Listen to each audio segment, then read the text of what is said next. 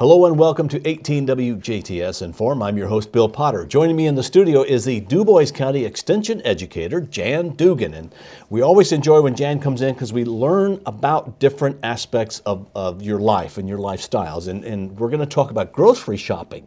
I'm glad you mentioned that we always learn a lot of different things. And today we are going to focus on shopping at the grocery store.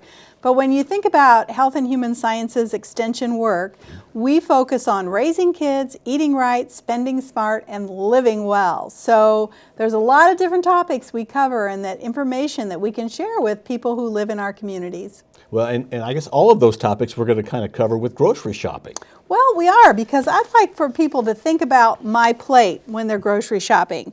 And I know that we've talked during a number of shows about my plate, and we've talked about the different food groups that we need to have foods from, and they all provide different benefits to our bodies. So we want to think about dairy, grains, protein, fruits, and vegetables when we're grocery shopping.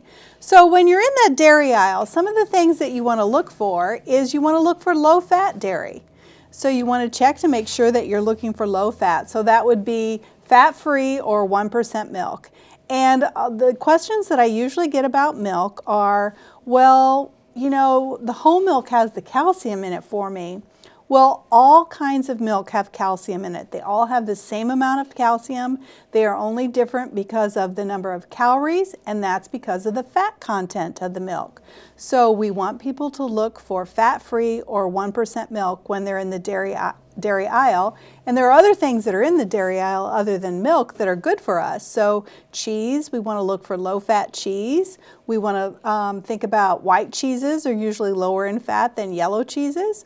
We want to look for anything that's reduced fat so that we can be heart healthy. Okay. And really, it doesn't change the flavor too much. It's a matter of what you get used to.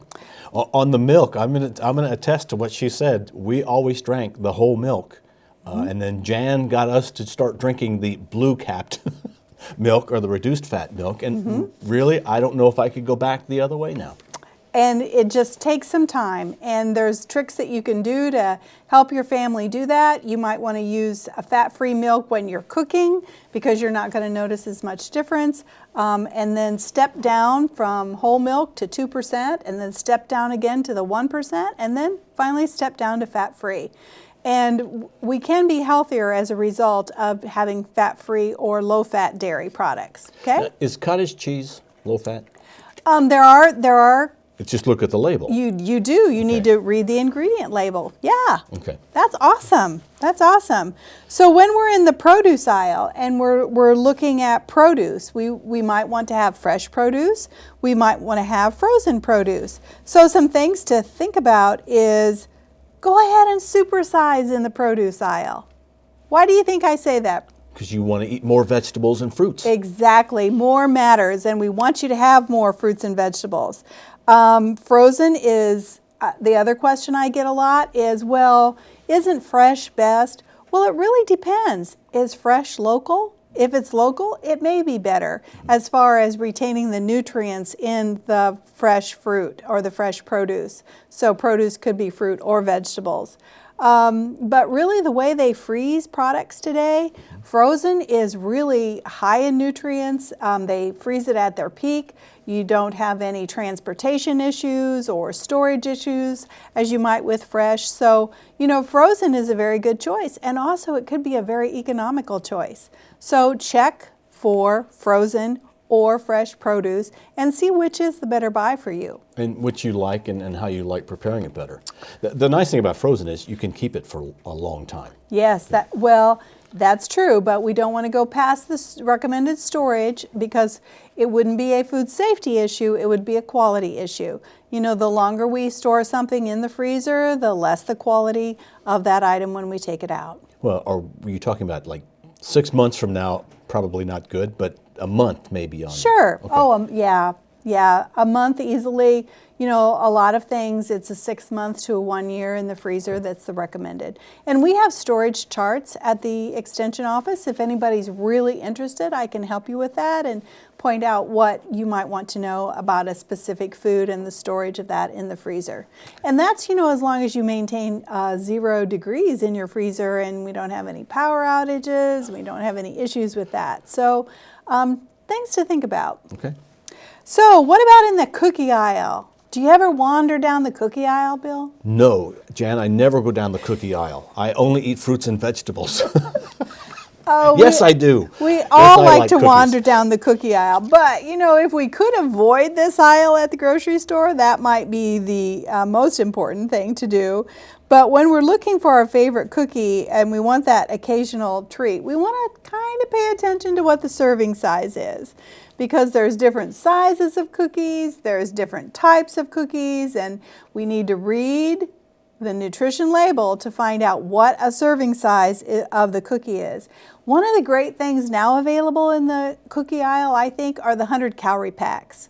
Because we can do portion control by buying those 100-calorie packs, which are they're already figured out for us so that, you know, we can eat the whole pack and we know that we've consumed 100 calories. And that's usually the standard. If you need to have a snack during the day or you want something, 100 calories is usually the target that you want to try to hit. Is that with pretty well anything? Or just snacky stuff? Actually, when we think about snacking, 100 calories is a good number for a snack. So when you think about that, a lot of the fruits would come into that. A lot of the vegetables would be less than 100 calories, or you could eat more. You know, a piece of toast with a little bit of peanut butter on would probably go just a little over 100 calories. But there are a lot of things you can look at the nutrition label and you can find out how many calories is in a serving and try to gear your snacks to 100 calories or less. Okay. That's probably why, Bill, we see so many 100-calorie packs of foods in the grocery, because they've done that work for us. And we like convenience. We do Yes. like convenience, we do. So when you're thinking too aisle by aisle, you always want to check those nutrition facts. You want to look at that label if you're comparing something. Even within brands, you know, we've talked about this some before. If you're watching sodium, you might want to look at the low sodium. You might want to look at the regular product and then compare and see what you're really getting for your money in that aisle.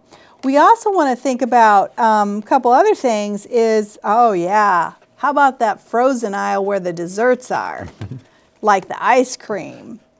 I like a frozen dessert every now and then. I think it's tasty and it's convenient to have in my freezer at home.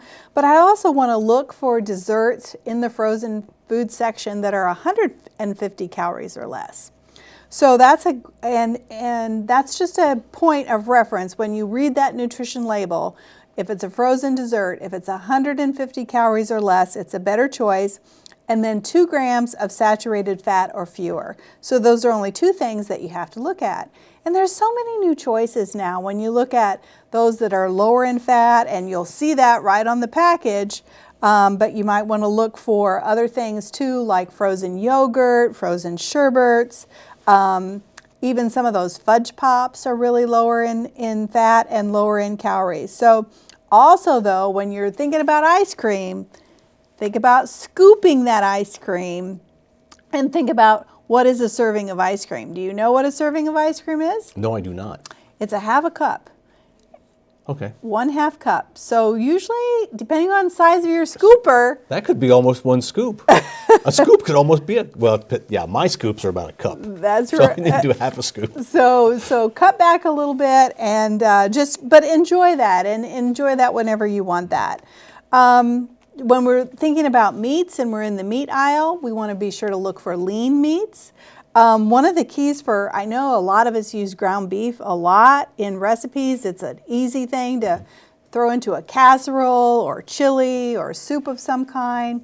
But we want to try to get that ground meat that is lean. So we want to look for, maybe it might say percent lean 93/7. And if you don't see that in the counter, you might want to ask those who are taking care of the meat counter if they have any leaner beef, and then use that. What's the number you should look for I know I've seen 80%. You should really look for that 93. 93, okay. All right. And if you can't find it and you want to make sure that you're getting something leaner, you can substitute ground turkey for ground beef in a number of recipes that we use. But you know what? You really need to check the ingredient list in ground turkey, because some of the processors add the skin, so it's really actually going to be higher in fat than some of the lean beef. So, it's really all about educating yourself, about reading those labels. And at first I know this takes time, right? Right. From yes. your experience, it took time in the beginning. But once you catch on, and once you know what you're looking for, you can do it a lot more quickly. That is true, because, I know before I just take stuff off the shelf. Now I think, even though it's something I know I'm going to buy, I still look at the label at the back just to kind of educate myself on different things like you're talking about. So, that leads us to, how do we limit what we buy at the grocery? And I know as some families change and family dynamics change, and like in our household, it's just my husband and I now, and I don't have to shop like I used to have to shop when I was feeding the entire family. And so, buying less, sometimes it's a challenge because of the way things are packaged. So we have to think about that in meal planning and how we're going to use those foods. I think one of the best things still is using a grocery list. And I love this grocery list in particular, because this grocery list shows us, divides by my plate. So it's vegetables, fruits, grains, milk, meat and beans, snacks, and other food items. So it kind of helps us think about what we're putting on our plate, which helps us in terms of meal planning. But I have found a new grocery shopping feature that I absolutely love, and it's an app on my smartphone. There's an app for everything, as they There say. is an app for everything, and some of them are more helpful than others. But this particular app that I really like to use, and I'm going to show you the app picture, it's called Grocery IQ. For anyone who has a smartphone and who wants to organize their shopping, this is a wonderful app to use. And the beauty of using this app on my phone is I always have my phone with me, right? Right. So everything's there at a touch of a finger when I open up the app. But what's even better is I can sync this with others' phones. So my husband has the same app on his phone. He has the same list that I have. You can utilize this app to categorize by the stores that you shop at. So if you shop at the local grocery store, you could have local grocery in there. You could list all the items you want. When you buy them, you simply tap them and remove them from your list. It also goes off my husband's list then. If I'm tied up with an extension program one night and I can't get by the grocery, I can text Gary a message on my phone and say, hey, be sure to stop by the local grocery, and pick up the items on the list. He can just go to his phone, tap the IQ app, it opens, there's the list. That is awesome. It really helps. It Sure. really helps with communication. It saves time. It helps with organization. I find that as either, whoever uses it last, like, okay, who used the mayonnaise last out of the fridge? Well, they can just open their phone, tap, put the mayonnaise back on the list, and it's on the list. So it really does speed things up. It also eliminates me buying extra things maybe that, I'm not sure if I need or not. So I'm much more accurate in my shopping now using this app and saving time, and I think saving money. That's a neat idea. So we want to encourage people to think about ways that they can shop successfully at the grocery store to get good foods that are nutritionally balanced for us, but also to spend less money and to take less time to do it, because I know it's one of those things that can take a lot of time out of people's schedules. But it also can be fun.